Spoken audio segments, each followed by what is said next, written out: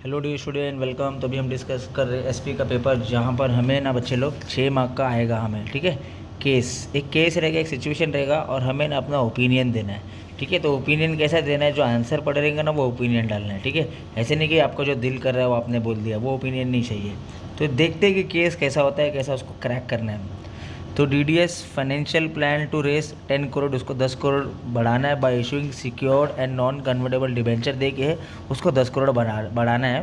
However as per the article of association, company की जो book है उसमें लिखा है कि board of director has authority to raise up to only 5 crore. और कंपनी की जो बुक है उसके अंदर लिखा है कि बोर्ड ऑफ डायरेक्टर के पास सिर्फ 5 करोड़ बढ़ाने का पावर है।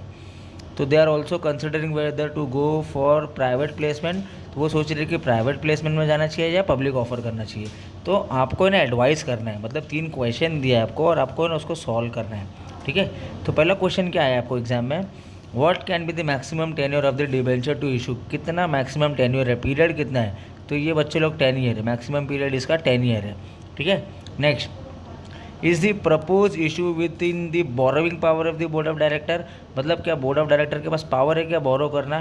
तो देखो, बढ़ाना 10 करोड़ है पर कंपनी के अंदर लिखा है कि 5 करोड़ की तक कर सकते हैं। तो अपना आंसर रहेगा नो, कि नहीं भाई, डायरेक्टर के पास इतना पावर नहीं है, 5 करोड़ के अंदर का ही पावर है। पर ये तो 10 करोड़ के 10 करोड़ तक बढ़ाना है, तो इतना पावर नहीं है। और ये आर्टिकल ऑफ एसोसिएशन में भी लिखा है कि 5 करोड़ तक की डायरेक्टर के पास पावर है, 10 करोड़ का पावर नहीं है। तो यहाँ पर आंसर आएगा नो, डायरेक्टर के पास पावर नहीं है।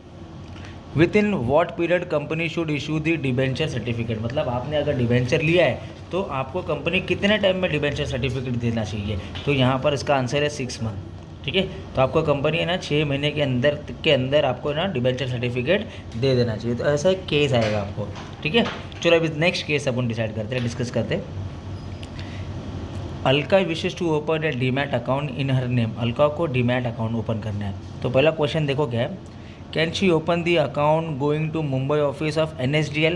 अपना अकाउंट मुंबई में जाके जो NSDL है वहाँ पर ओपन कर सकती है क्या। नहीं भाई, अलका डीमैट अकाउंट NSDL में ओपन नहीं कर सकती। रीज़न है, this is because NSDL depository है। ठीक है, तो डीमैट अकाउंट ओपन होगा विथ डिपॉजिटरी पार्टिसिपेंट को ही होता है। ठीक है, तो वो NSDL के पास नहीं होगा। तो इसका आंसर नो है बच्चों लोग। इज शी रिक्वायर्ड टू पे opening of account and it's maintenance. जब वो अकाउंट खोलेगी तो उसको मेंटेनेंस देना पड़ेगा। यस, अलका को मेंटेनेंस देना पड़ेगा। ठीक है, next, does she have to send the shares to respective company for dematting. मतलब आप जो कंपनी का शेयर लिए, खरीदे, बेचे, डीमैट किए, ट्रेड करे, तो उसका जो सर्टिफिकेट है वो आपको कंपनी को देना है क्या, ऐसा क्वेश्चन है। तो आंसर है नो, आपको है ना वो रिक्वायरमेंट नहीं है। अलका है ना is not required to send the share respective to for dematting, उसको देने की ज़रूरत नहीं है। ठीक है, तो ऐसे एक केस आ सकते हैं आपको। नेक्स्ट, थर्ड केस देखते हैं बच्चे लोग। ABC company limited decided to pay interim dividend. देखो, 2 डिविडेंड होते हैं, एक फाइनल डिविडेंड जो साल के 1 बार देते हैं और एक इंटरिम डिविडेंड दो जनरल एनुअल जनरल मीटिंग के बीच में 2 बार देते हैं। ठीक है, तो वो इंटरिम डिविडेंड डिसाइड कर रही है। तो अभी क्वेश्चन देखते हैं, उसका आंसर कैसा देना है वो देखते हैं बच्चे लोग।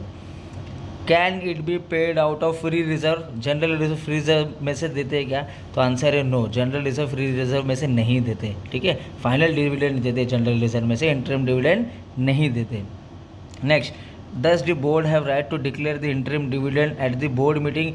यस, बोर्ड मीटिंग जब होती है तब बोर्ड ऑफ डायरेक्टर डिस्कस करते, डिसाइड करते हैं कि whether we have to give the interim dividend और we have not give the interim dividend. Profit है तो इंटरिम डिविडेंड देंगे, प्रॉफिट नहीं है तो इंटरिम डिविडेंड नहीं देंगे। ठीक है, next, should the company distribute the dividend with in 30 day of declaration. हाँ भाई, 30 डे के अंदर ही कंपनी को डिस्कस करना है और डिसाइड करना है और उनको डिक्लेयर करना है। ठीक है, तो आंसर है यस, 30 दिन के अंदर ही उनको करना है। तो ऐसा आपको है ना बच्चे लोग केस आएगा, आपको है ना ये 6 मार्क का आएगा और आपको है ना 3 क्वेश्चन दिया रहेगा, 1-1 मार्क का है। तो अच्छे से आप है ना उसको क्रैक कर रहे हैं एग्जाम में। Thank you so much, all the best.